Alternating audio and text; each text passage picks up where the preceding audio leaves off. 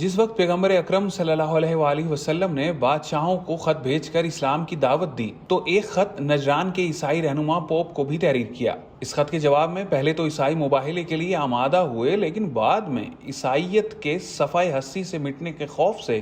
جزیہ دینا قبول کیا۔ واقعہ کچھ یوں ہے کہ نجران حجاز میں ایک علاقہ ہے جس میں عیسائی رہا کرتے تھے۔ جس وقت پیغمبر اکرم صلی اللہ علیہ وآلہ وسلم نے وقت کے بادشاہوں اور مذہبی رہنماؤں کو خط بھیج کر اسلام کی دعوت دی تو ایک خط نجران کے عیسائی پادری کو بھی تحریر کیا جس میں انہیں اسلام کی دعوت دی گئی تھی۔ پیغمبر اکرم صلی اللہ علیہ وآلہ وسلم کی نمائندوں نے یہ خط پوپ کے حوالے کیا جس کی تحریر کچھ یوں تھی: شروع کرتا ہوں خدائے ابراہیم و یعقوب و اسحاق علیہم السلام کے نام سے، خدا کے رسول محمد مصطفیٰ صلی اللہ علیہ وآلہ وسلم کی جانب سے نجران کے پادری کے نام۔ میں ابراہیم و اسحاق و یعقوب علیہ السلام کے خدا کی تعریف بجا لاتا ہوں اور تمہیں بندوں کی پرستش ترک کر کے خدا کی عبادت کرنے کی دعوت دیتا ہوں۔ تمہیں اس بات کی دعوت دیتا ہوں کہ بندوں کی ولایت سے نکل کر خدا کی ولایت میں داخل ہو جاؤ، اور اگر تمہیں ہماری دعوت منظور نہیں تو جزیہ دو، ورنہ تمہارا انجام اچھا نہیں ہوگا۔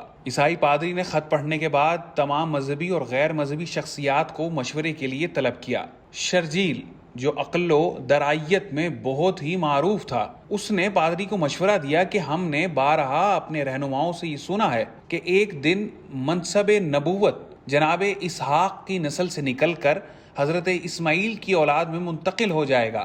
بعید نہیں ہے کہ محمد مصطفیٰ صلی اللہ علیہ وآلہ وسلم اسماعیل ہی کے فرزندوں میں سے ہوں، اور یہ وہی پیغمبر ہوں جن کی بشارت ہمیں دی گئی ہے۔ شرجیل کے مشورے کے بعد نجران کے حاکم ابو حارثہ بن علقمہ کی سرپرستی میں 60 افراد پر مشتمل ایک گروہ مدینہ روانہ کیا گیا۔ مدینہ پہنچ کر بحث و مناظرہ شروع ہوا۔ پیغمبر اکرم حضرت محمد مصطفیٰ صلی اللہ علیہ وآلہ وسلم کے محکم دلائل کے باوجود عیسائی اپنے مذہب اور اپنے عقائد کی حقانیت پر ڈٹے رہے، یہاں تک کہ پھر سورہ آل عمران کی آیت نازل ہوئی جو آیہ مباہلہ کے نام سے مشہور ہے، جس میں پروردگار عالم فرما رہا ہے کہ اے پیغمبر، علم کے آ جانے کے بعد جو لوگ تم سے کٹ حجتی کریں ان سے کہہ دو کہ آؤ ہم لوگ اپنے اپنے فرزند، اپنی اپنی عورتوں اور اپنے اپنے نفسوں کو بلائیں اور پھر خدا کی بارگاہ میں دعا کریں اور جھوٹوں پر خدا کی لعنت قرار دیں۔ ان کے سب سے بڑے پادری نے کہا، اور پھر حضرت محمد مصطفیٰ صلی اللہ علیہ وآلہ وسلم پنجتن پاک کے ہمراہ مباہلے کے لیے چلے۔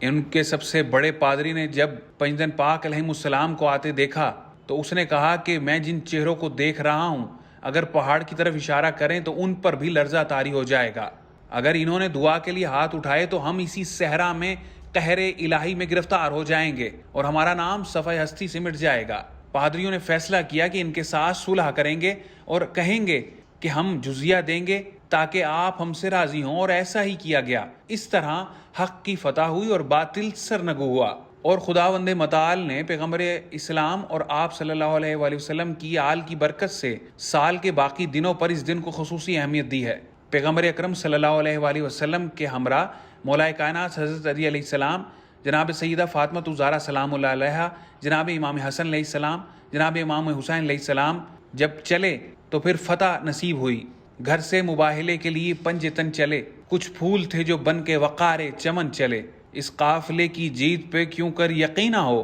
جس قافلے کی پشت پہ خیبر شکن چلے۔